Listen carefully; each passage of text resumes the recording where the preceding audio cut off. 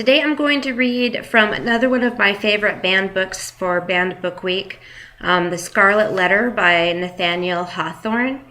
I think we probably can all figure out why this book was banned. I'm going to read from chapter 2. This excerpt has a lot of big words, so forgive me if I stumble upon them. The young woman was tall, with a figure of perfect elegance on a large scale.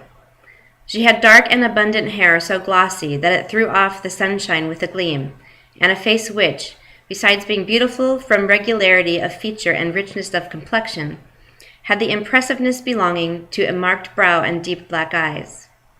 She was ladylike, too, after the manner of the feminine gentility of those days, characterized by a certain state and dignity, rather than by the delicate, evanescent, and indescribable grace which is now recognized as its indication. And never had Hester Prynne appeared more ladylike, in the antique interpretation of the term, than as she issued from the prison. Those who had before known her and had expected to behold her dimmed and obscured by a disastrous cloud were astonished, and even startled to perceive how her beauty shone out and made a halo of misfortune and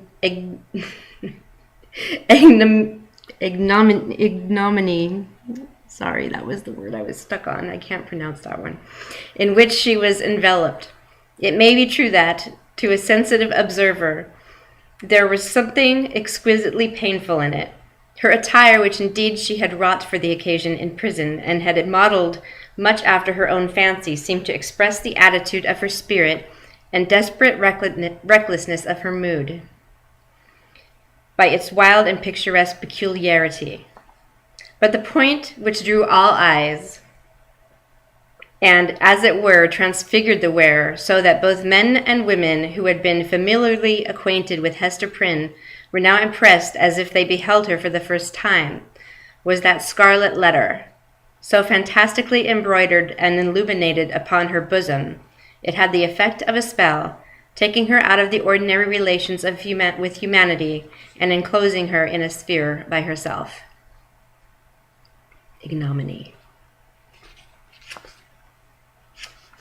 That's how you pronounce it, ignominy. So, that is The Scarlet Letter by Nathaniel Hawthorne. If you haven't read it, I don't know what planet you're from, because I think we all had to read it in high school. So if you haven't read it, it's actually very good. So you should definitely read it.